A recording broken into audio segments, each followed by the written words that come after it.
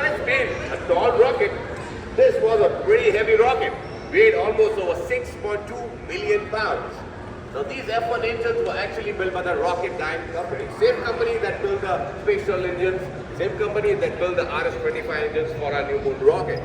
Now guys, these engines also used to drink a lot of fuel. The first stage of the moon rocket had two separate fuel tanks. One tank held liquid oxygen, which held almost around 318,000 gallons. And the second tank was a tank which held RP1, which is a kind of refined kerosene. Now that tank held over 216,000 gallons of it. For a total fuel propellant of almost 534,000 was burned by this first stage in the first 2.5 minutes of flight. Now let's take you on the right side there quickly. Now that's a very important component that you see there. That's the command and service module. The code part that you see, that's where the astronauts are basically housed. That's known as a cockpit, a bedroom, a bathroom, a kitchen, and a bedroom for the length of the mission that the astronauts flew in it. And the cylinder at the back that you see, that's the service module. Now the astronauts used to never go in there, but it held three very important fuel cells that used to generate oxygen, water, and electricity that the astronauts needed. And the thruster that you see at the back, guys, that's what propelled them, that's what took them to the moon, and at the end of the mission also brought them back home. Now this is a real command service module. I want all of you to keep a picture of this in your mind, because by the time we finish this tour, at the nose cone I'll be pointing out to mock-up. So when I mention about this, you exactly know what I'm talking about. Are you guys ready to blast off from here? Now the rocket is on the pad, okay? Just before launch, these outer four engines during launch basically, they used to gimbal. That means they used to give the rocket the right sense of direction. Now folks, we blast off from here. I want all of you to please follow me.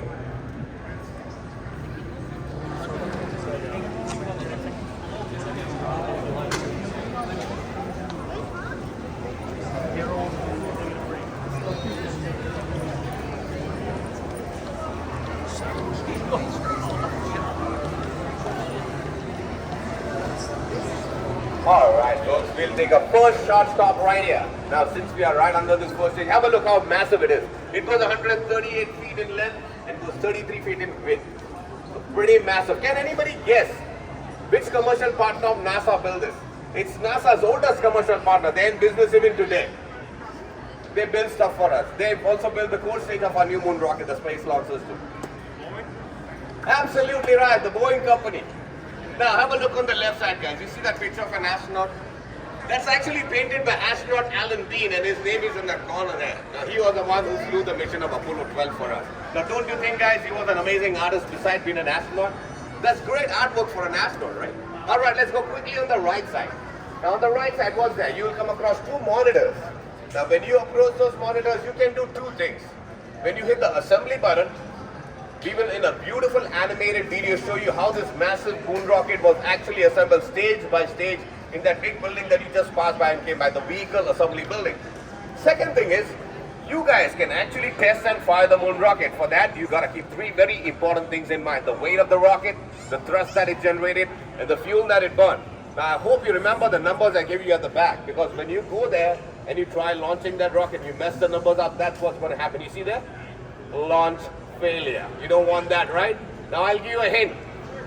When you're adjusting the figures, you'll see something blinking in the green. So hit that green button and it'll give you an exact number that you're looking for. Sound good? Awesome, follow me.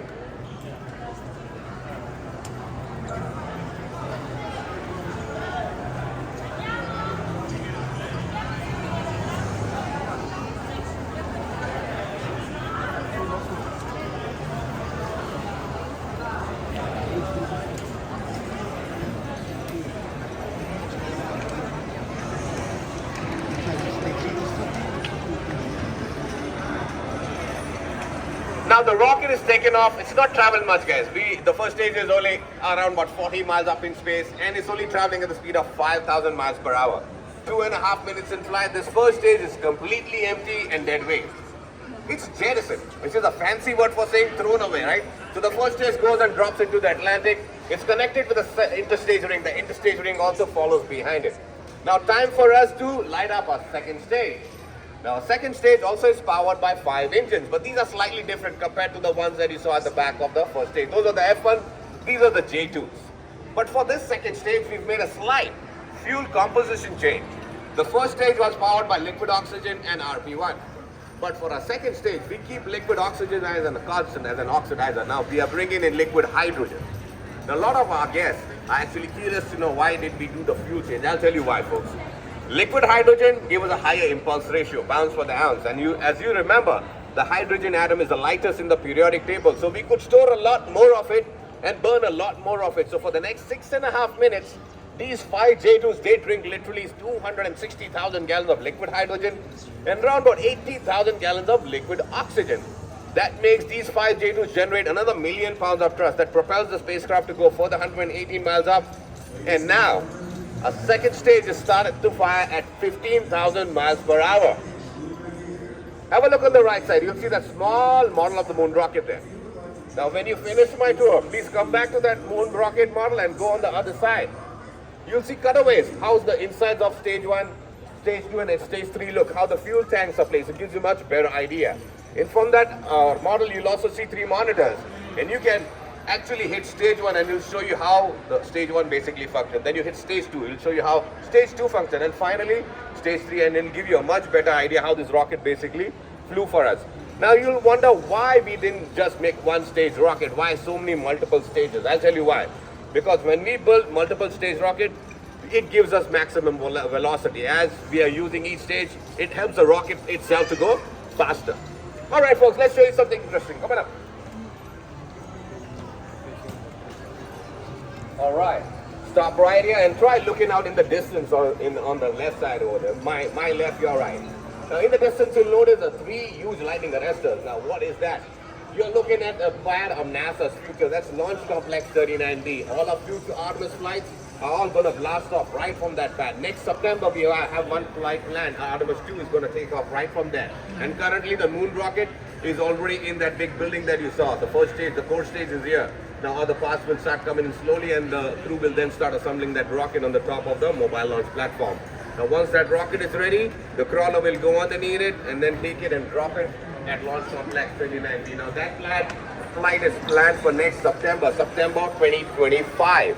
It's a flyby mission. 4 astronauts have been already selected for that flight. They're going to go fly by the moon, come back home, and they're going to give a detailed report of how the Orion capsule basically worked, how it functioned. Did it do all the things that's supposed to? So they're going to give a detailed report about that Orion capsule to NASA. That's the primary objective of the flight of Artemis 2. All right, in the meanwhile, it goes for... sorry.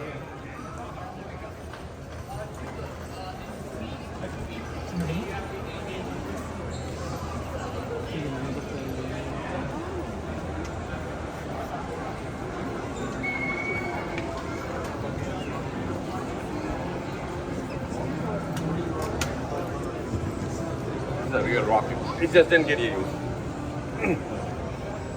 Alright folks, now I'm going to take a short stop from talking about the moon rocket itself. I'm going to talk about something which is to my right, your left, the lunar rover, also popularly known as the dune buggy. Now we took these on the last 3 missions of Apollo 15, 16 and 17. Now besides taking food, fuel, oxygen with us, we needed to take also vehicles that could help us explore the surface of the moon. So these were the devices that we took with us on those last 3 missions. Now if you look at the rover very carefully, it's a very flexible device. Those legs used to fold up, and the whole part of the rover is to become a small and compact version of itself. Now that compact version of the rover is there, and if you look right up ahead, that's a lunar lander. Right below that orange part, there's a storage area. That's where these rovers were stored, and that's how we took them on those last 3 missions. Now that lander was supposed to fly on the mission of Apollo 15. What happened? Why we didn't take it with us? It could not accommodate the rover, and that's the reason why it got left behind. We took a much upgraded version of the lander on that flight, and today we use that lander as one of our exhibits here. Now these machines were pretty speedy devices. They could travel anywhere between 8 to 12 miles on the surface of the moon. Now besides being speedy devices, they're also very, very handy. They could accommodate 1,000 pounds of weight, including the astronauts and all the fun science experiments that the astronauts took with them back in the Apollo days. Now guys, does anybody here has any ambitions of visiting the moon someday in the future? Because if you do, good, because we have 3 of these rovers on those last 3 locations where we left them at the end of the program. And they were battery operated, they were 4-wheel electric drive. So you just have to take a fresh set of battery, and you have 3 free rovers at your disposal to explore the surface of the moon, right? All right, let's come back to our second stage here. Now, can anybody remind me what speed this second stage was traveling when we fired it? Anybody? 15,000, absolutely right. Now 15,000 is a good speed, but not good enough for us to even reach orbital speed. Orbital speed, you got to travel at least at 17,500 miles per hour. So how are we going to do that?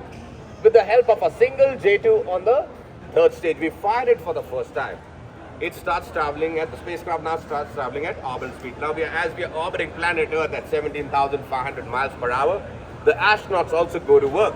They make sure all systems on the spacecraft are running smoothly. Everything is A-OK.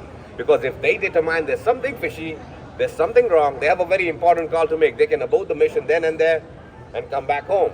But if they determine everything is running smoothly, everything's A-OK, now they're going to make another huge commitment. They're going to fire the J2 for a second time.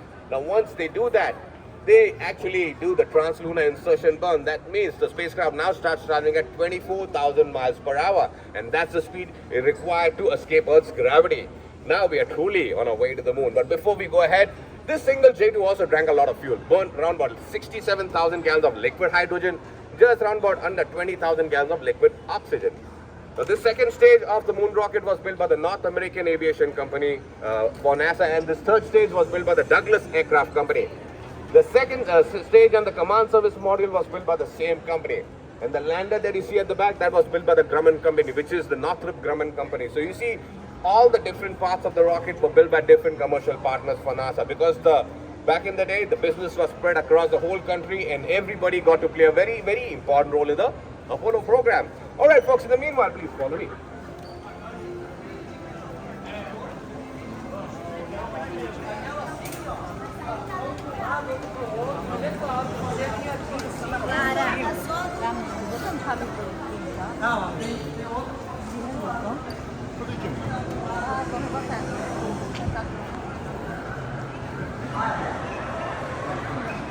All right, folks, you'll notice there's a big gap between these two important components. Now, there used to be a big, giant instrument ring right here. Unfortunately, it's not here today, but I got to tell you something about this missing ring, because that ring was the brain of the rocket. It was built by the IBM company for NASA. Now, that ring basically controls the rocket's guidance and navigation system during launch. And that ring didn't have so much processing power that our wristwatches and our cell phones have today. Can you believe it? It's unbelievable, right, guys? Because back in the day, our technology was so behind. Today, our technology has gone so much forward. Now, right here, this part is a lunar module adapter. Can anybody guess which important component is hidden inside the lunar module adapter? Look at me. Which component is hidden inside the lunar module adapter? I'm pointing something to you. You get an idea? The lunar lander is actually hidden inside the lunar module adapter. Now, this adapter opens like a flower petals from four sides. It exposes the lander. Now, the command service module, which is in front of it, it detaches itself, it goes ahead, it makes a U-turn, comes back. It docks on top of the lander. There's a docking mechanism, and it plucks the lander out of the shell, and then those two components head towards the moon. Now, folks, you'll be wondering what happened to the remaining part of the third stage here. From Apollo 8 to Apollo 12, those third stages were directed to go and travel to the sun. Then there's a sudden change of plan by NASA. They decided, okay, from Apollo 13 to Apollo 17, they made these third stages to go and slam themselves on the surface of the moon. Now, that's the reason the moon looks the way it looks. It's pretty crater wrap, right? Thanks to NASA for that. I'm just kidding, guys. Now, on the right side, you'll notice all these mission patches that belong to the Apollo days, right from Apollo 7 to Apollo 17. I want all of you to make good observation of these patches, and please follow me on the right here.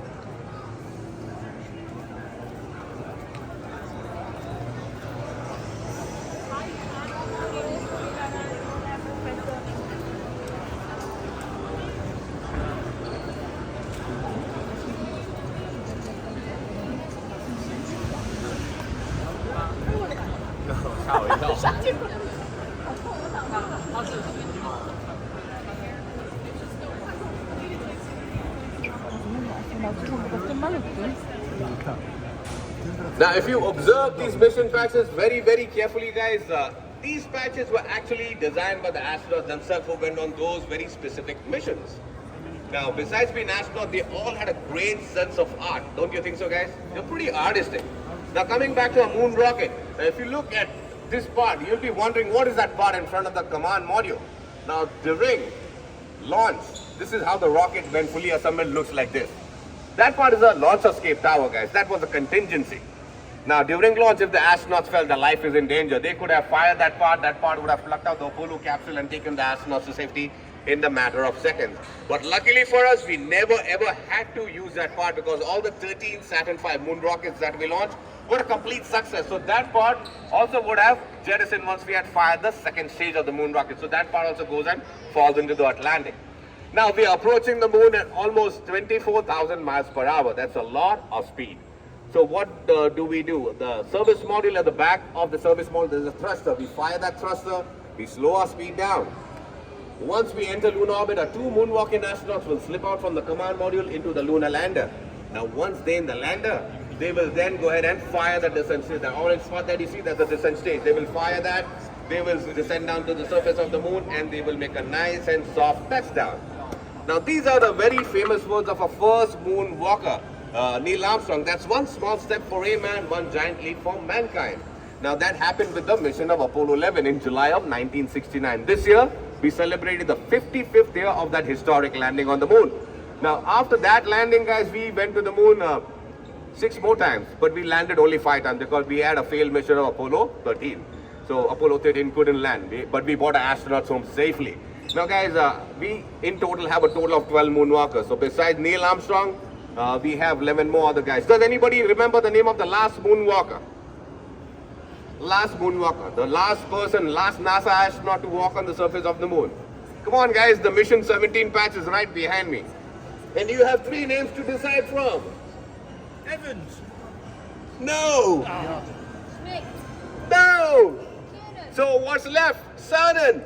Gene Cernan was the last moonwalker, ladies and gents. Now, astronauts who are on the moon, they also bought, science experiments. They will go ahead and carry on those experiments. After they've completed all the science, they will then go and place themselves in the upper stage of the lander. Now that descent stage that you see, it doesn't fly back, okay? It now serves as a launch pad. Once the astronauts are in there, they will then fire the ascent stage. The ascent stage flies back. It redocks with the orbiting command service module. Astronauts will then slip back into the command module. They will then make that ascent stage also to go and slam itself on the surface of the moon. Time for them to come back home. It takes another 3 days to travel back. Just before entering Earth's atmosphere, the silver part that you see, the service module, they jettison the service module too. That burns up on re-entry. Once the capsule comes in Earth's atmosphere, the astronaut release the 3 rope parachutes. They will make a splashdown in the Pacific.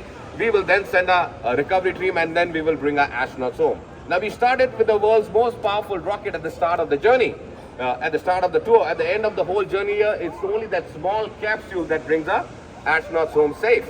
Now right behind me, guys, is a memorial for our Apollo 1 crew. Now remember, it was January 1967 when 3 astronauts, Roger Chaffee, Gus Grissom and Ed White, they're doing a plugs out test in the new Apollo capsule when 2 wires sparked and it started a flash fire. And it kind of sucked out all the oxygen out of the new Apollo capsule and it kind of sealed the capsule up. The hatch could not open and we lost all those 3 gentlemen. Now, Gus Grissom, who was the mission commander of that flight, he made NASA a promise before he passed away in that incident that if anything happens to them, not to stop. Now that was a huge wake-up call for NASA. It stalled the Apollo program by 2 years. So what did NASA do in those 2 years? They ripped open that whole new Apollo capsule. They made 1,300 changes to it. After making all those changes, we put the capsule together once again, tested it with the flight of Apollo 7. We were very happy with the performance of the capsule and we carried on, we persevered. We didn't let the sacrifice of those 3 men go in vain. Now on my right side is the lunar theater. Now do you think that historic landing of Apollo 11 was easy? Absolutely not, guys. When you go in that show and that theater, you check it out, you will feel the tension and drama that Neil Armstrong and Buzz Aldrin went through when they were approaching the surface of the moon. It was a very, very close call and I recommend all of you to check it out. After you finish that show, you will enter a small treasure vault.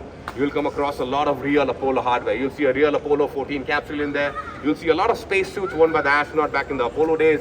You'll see a overall worn by Jim Lovell that he wore on that flight of Apollo 13. Now I made you a promise, right? I will take you to the moon and back. I haven't forgotten, I'm sorry. Now on the right side, guys, there's Touch the Moon Rock exhibit. Please go there, touch that piece of the moon, because once you go in there and touch that piece of the moon, I keep my promise to you. Go home and tell your friends and family, brag to them that you did touch a piece of the moon today, didn't you? Now, on behalf of NASA and the Apollo Saturn V Center, I thank you all for joining me on this short walking tour of the moon rocket. I hope you've learned something about this rocket. My name is Jerome, and I wish all of you a great rest of your stay here whenever you plan to head home, a safe trip back. Until then, have a great afternoon. Thank you.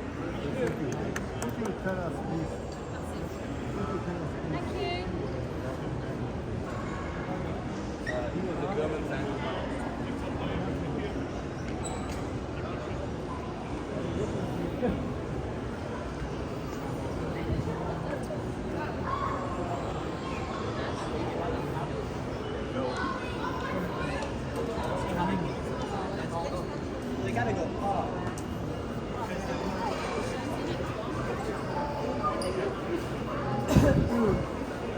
Maybe that's a cell phone.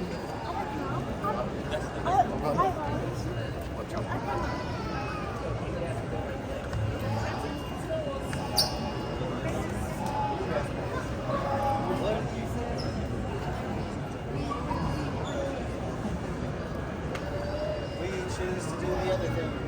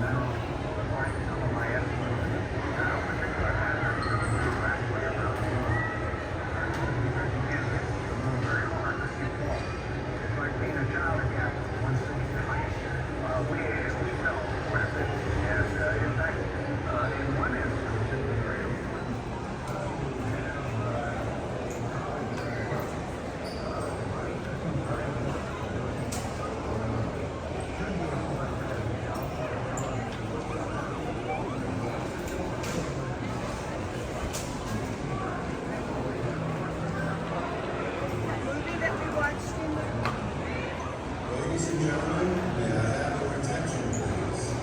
The next 5 minutes, 5 minutes. Blue Theater will begin in 3 minutes. If you would like to join us, please proceed to the nose end of the Saturn V rocket. Thank you.